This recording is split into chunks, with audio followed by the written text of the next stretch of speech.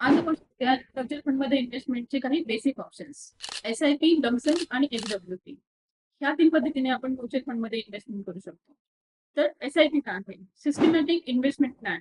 जशी ज्याची गरज आहे, जसं इन्कम आहे, त्याच्यानुसार आपण एक फिक्स अमाउंट एका फिक्स फंडमध्ये मंथली इन्व्हेस्ट होत राहणार. SIP आपण मंथली, वीकली आणि डेली सुद्धा इन्व्हेस्ट करू शकतो. SIP जितके जास्त वर्ष चालू राहणार, तितके जास्त रिटर्न्स आपल्याला जनरेट होणार. नंतर आहे लमसम इन्व्हेस्टमेंट किंवा वन टाइम इन्व्हेस्टमेंट. आपल्याकडे एकत्र काही मोठी अमाऊंट आली, जसं प्रॉपर्टी सेल केली आहे किंवा FD मॅच्युअर झाली आहे, इव्हन मुलांच्या पिगी बँक मध्ये एक अमाऊंट जमा झाली, तर ही आपण वन टाइम मध्ये इन्व्हेस्ट करू शकतो म्युच्युअल फंड मध्ये. आणि जितके जास्त वर्ष ही अमाऊंट इन्व्हेस्टेड राहणार, तितके जास्त रिटर्न्स जनरेट होणार. आता SWP सिस्टमॅटिक विड्रॉल प्लॅन.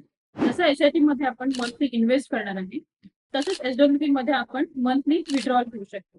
हा प्लॅन बेस्ट आहे रिटायरमेंटसाठी. रिटायरमेंटसाठी जो पैसा एकत्र तो आपण एकत्र इन्व्हेस्ट करू शकतो आणि मंथली एक अमाऊंट आपल्या अकाउंटला येऊ शकतो. प्लस आपण इन्व्हेस्ट केलेली अमाऊंट सुद्धा वाढत राहणार.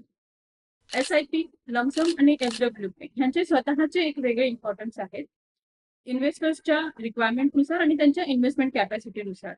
तर तुमच्या फ्युचरसाठी कुठलं इन्व्हेस्टमेंट ऑप्शन सुटेबल असणार हे जर जाणून घ्यायचं असेल तर खाली दिलेल्या नंबरवरती कॉन्टॅक्ट करा.